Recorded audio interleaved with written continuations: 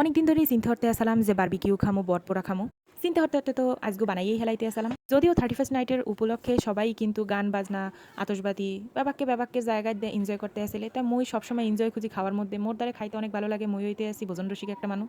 আজকে বট পড়মু হেয়ার পিন্নি কিন্তু মই একটা বট লইয়া একাল সুন্দর মতো ফসা টসা হতে আসলাম। প্রথমেই মই এক পাইলের মধ্যে বটটিরে ডাললে এরপর হিজেই হুজে লইতে আসলাম একাল ভালো মতো।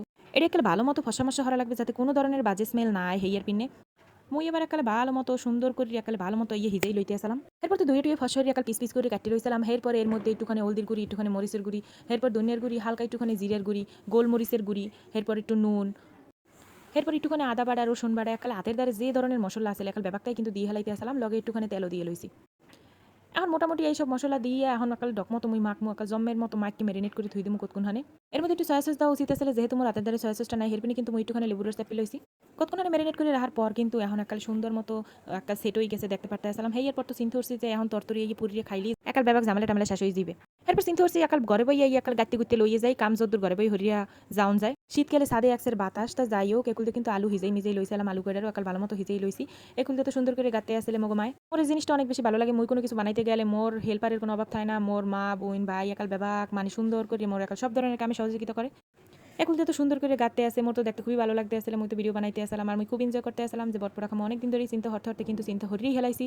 শেষমেশ ডিসিশন ফাইনালি নিয়ে হেলাইলাম যে না আজগো আর মিস দেওয়ান যাইবে না আজগো এটা বাসায় বানাই এরপর খামো যেহেতু আশেপাশে ব্যাপাক কি বানাইতে আছে খাইতে আছে তো আমি বাজামুখে মুই একটু খাই।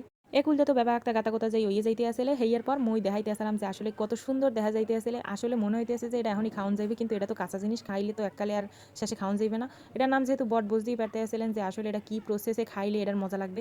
যাই হোক একুলতে কিন্তু আগুন মগুন ধরাই হেলাইতে আসলে এই আগুনটা দেখতে এক্সের ভালো লাগে মোর দ্বারা অনেক বেশি ভালো লাগে এই আগুনটা দেখতে। এরপর যে আগুন ধরা হয়ে গেছে কয়লার এরপর সুন্দর করে উপরি দিয়ে সেট করে দিয়েছে যাতে একটা সুন্দর মতো পুড়ে যায়। এই বারবিকিউ খাওয়ার চাইতে বারবিকিউর যে ফ্লেভারটা যে সুন্দর একটা ঘেরান মোর দ্বারা এই ঘেরানটাই বেশি ভালো লাগে। উপর দিয়ে একটা অয়েল ব্রাশ করে দিতে আসলে একটু একটু হরিয়া এই জিনিসটা বানাইতে এক্সের ঝামেলা এক্সের জ্বালা যন্ত্রণা কিন্তু এই জিনিসটা খাইতে অনেক ভালো লাগে। এই জ্বালা যন্ত্রণার পিন্নি কিন্তু এই জিনিসটা খাওয়ায় বাইরে যাইয়ে বেশিরভাগ সময় ঘরে বানানো হেরম হয় না। একটা ফ্যাসাঙ্গের কাম এইটা বানাইতে যত সময় লাগে খাইতে হার 100 ভাগের 1 ভাগ সময়ও লাগে না। এই কয়লার আগুনে যে কোনো জিনিস পোড়া খাইলে ভালো লাগে সেটা ভুট্টো হোক চিকেন হোক কিংবা বট হোক বা বিফ হোক।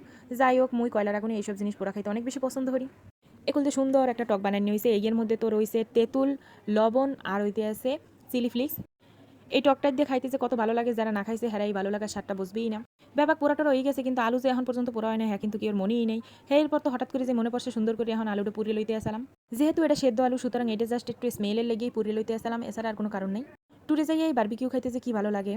আবার দেশগ্রামে বইয়েও যদি বারবিকিউ করা যায় হেলেও কিন্তু সুন্দর একটা পরিবেশ পাওয়া যায় আর খাইতেও অনেক বেশি শান্তি লাগে।